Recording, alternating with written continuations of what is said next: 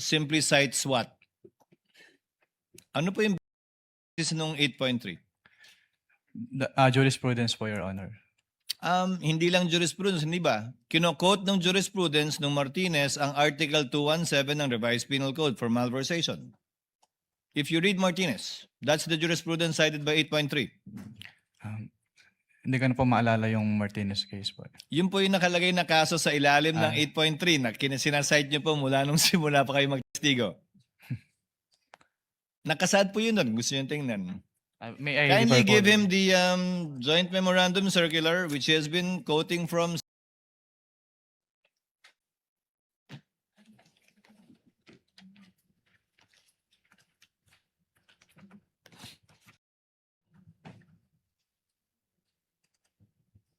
Based on this provision po, yes po, Your Honor. You've been quoting 8.3 the whole day yesterday and today, so I guess you should know the basis. The Martinez ruling of the Supreme Court, which in turn only cited Article 217 of the Revised Penal Code. Are you aware of that, Attorney Wamil? Which basically says na may prima facie para mag-file ng information ng Sandigan Bayan laban sa isang opisyal. Yan po yung kasong yan, hindi po ba? Are you familiar? Hindi ko na po ma-recall po, Your Honor. Now, to go to the details, failure to liquidate. Pag may AOM po bang in-issue, failure to liquidate na yon? Yes or no? No pa po. Pag nakadalawang AOM, failure to liquidate po ba yon? Hindi pa rin. Hindi pa rin po. Pangatlo hanggang panglimang AOM na kulang pa rin yung sinasubmit, may failure to liquidate na po ba? Wala pa rin. Wala pa rin po. Pag nag-notice of suspension, may failure to liquidate na po ba?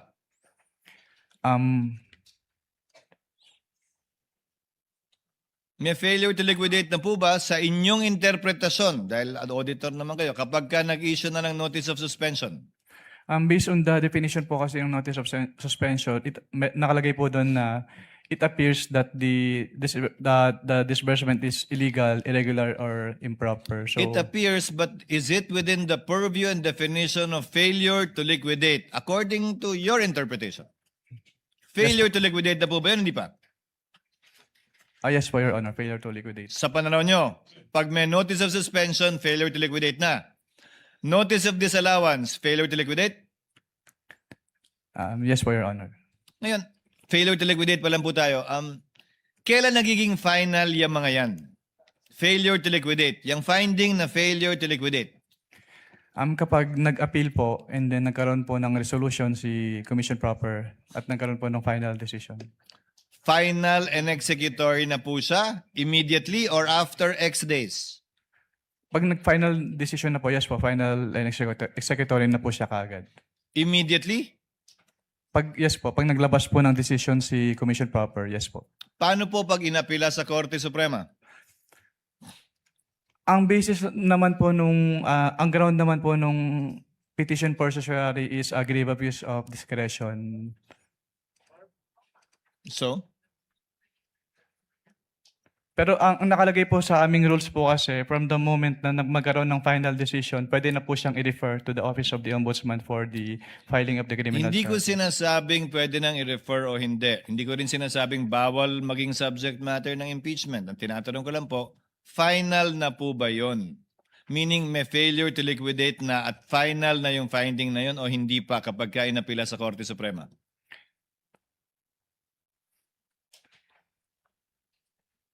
As a lawyer, Attorney Wamil, come on po. Kasi based on my understanding po, since yung final, kapag nag-issue po ng final order si Commission Proper ng COA, since yun na po yung time na pwede mag-file ng charges, na criminal charge, mag-endorse po for the filing of criminal Hindi charges. po sa filing Ombudsman. ang tinatanong ko. Ang tinatanong ko kung final na po o hindi sa pananaw ninyo. Ang usapan natin kanina, nung tinanong ko kayo, di ba? Yes po. Executory siya, maliban na lang kung may TRO, pero hindi Yes, po. pa final yung decision.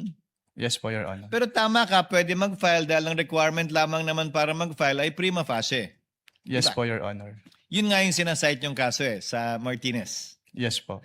At kaugnay naman po ng demand, ang AUM ba may demand?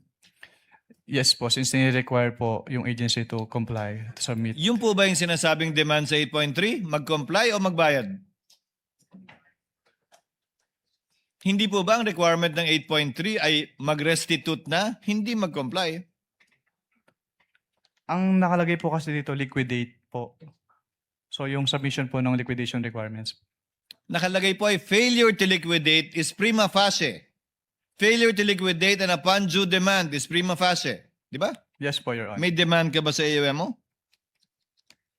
Yes po. Saan nakalagay dun? Saan po nakalagay sa AUM yung demand?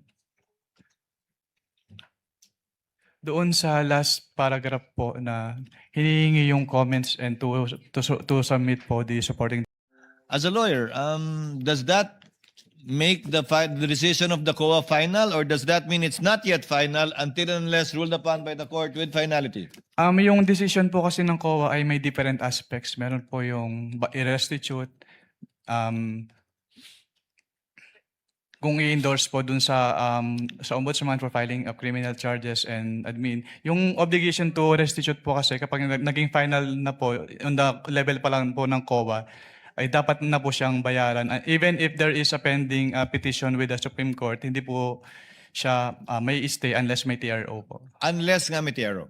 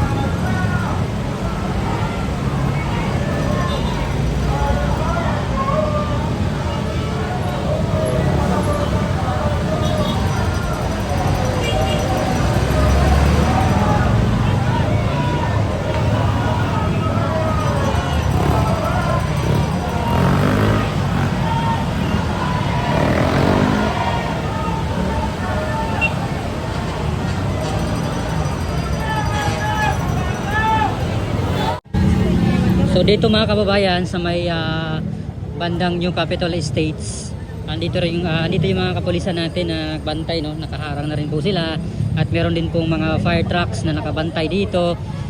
Dito sila, no, at hindi na po nila pinayagan na makalapit pa doon sa Sandigan Bayan yung mga ralyesta. So dito lang po yung kanilang stage, ating likod. Ayan. So dyan lang po sila hanggang doon pabalik ng Quezon City Circle mga kababayan. Hindi na po sila pinayagan ng mga pulis. Ang daming mga pulis dito nakabantay, no? At kanina may mga chopper ditong nagpaikot-ikot sa area, no, hanggang doon sa Batasan. Ayan. So dito yung mga kapulisan, ang dami.